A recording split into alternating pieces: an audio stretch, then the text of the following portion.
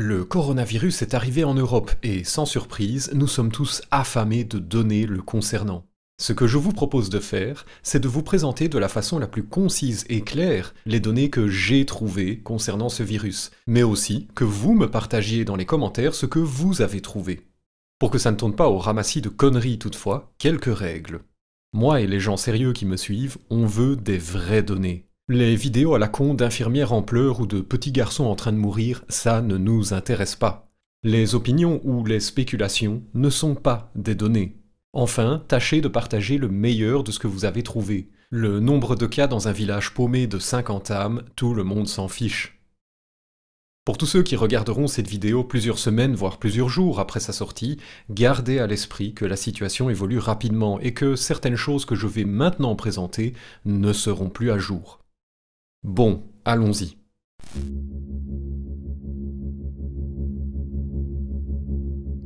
L'histoire du coronavirus commence en Chine, dans la province de Hubei. Ne vous en voulez pas si vous ne connaissiez pas la localisation de cette province, moi-même non plus, et honnêtement c'est pas très important. Il y a environ 50 millions de personnes qui y vivent, et entre-temps presque toute la province a été mise en quarantaine. Le graphique à l'écran nous montre que le nombre de cas en Chine se stabilise et que le nombre de guéris est largement supérieur au nombre de morts. Tous les jours, les Chinois mettent à jour ces données, je vous place le lien en description. À l'échelle mondiale, on a un compteur qui tourne presque en temps réel, le lien est en description. Au moment de tourner cette vidéo, il affiche plus de 80 000 contaminés. Ce que vous verrez beaucoup dans la presse et ailleurs, c'est le rapport du nombre de morts par le nombre de contaminés, afin d'évaluer à quel point le virus tue ceux l'ayant attrapé. Je n'aime pas trop ce calcul, car à mesure que le nombre de contaminés va se stabiliser partout comme en Chine, le nombre de morts, lui, continuera d'augmenter pendant quelque temps, faisant exploser le ratio. Moi, je trouve plus pertinent de comparer le nombre de morts à la somme des morts et des guéris uniquement.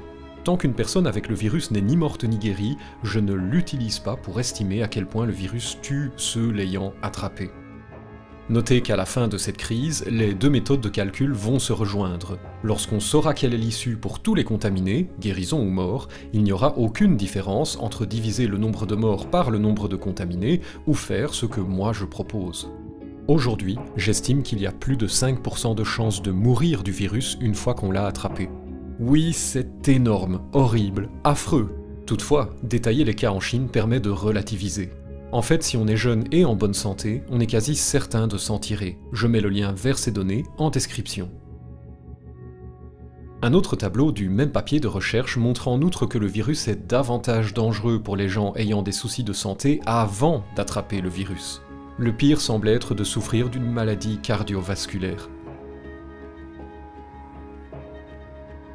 À l'échelle mondiale, si on détaille par pays, voici où nous en sommes au moment de monter cette vidéo. Il y a aussi ceci, le nombre de nouveaux cas quotidiens en dehors de la Chine ne cesse de grimper, tandis qu'en Chine, la période chaude semble derrière. Attention, l'échelle verticale du graphique est un peu spéciale, elle va de 1 à 10, puis de 10 à 100, etc. Un autre lien que je vous mets en description concerne les croyances développées autour du coronavirus et que l'Organisation mondiale de la santé essaye de cartographier. Certaines sont épouvantablement stupides. Non, l'urine des enfants ne protège pas contre ce virus. Non, la cocaïne non plus. Non, le coronavirus n'a rien à voir avec la bière mexicaine Corona. L'OMS sort aussi des rapports réguliers sur le coronavirus. Personnellement, les lire m'endort, mais pour les intéressés, le lien est en description. Je suis sûr que beaucoup à ce stade se demandent si les données que je viens de présenter sont fiables. Après tout, elles viennent du gouvernement chinois, qui n'est pas un exemple de transparence. Pour moi, cette question n'a aucun intérêt tant qu'il n'y aura pas une alternative aux données chinoises. Retenez cet adage sceptique. Une estimation, même grossière, même fausse de la réalité, vaut mieux que pas d'estimation du tout. Moi, je préfère m'accrocher à une bouée potentiellement percée plutôt que de rester dans l'eau. Mais vous faites comme vous le sentez. Il est évident que si une meilleure bouée débarque dans le futur, du genre une accumulation de données européennes, je sauterai dessus sans hésiter. Mais pour le moment, cette meilleure bouée n'est pas prête.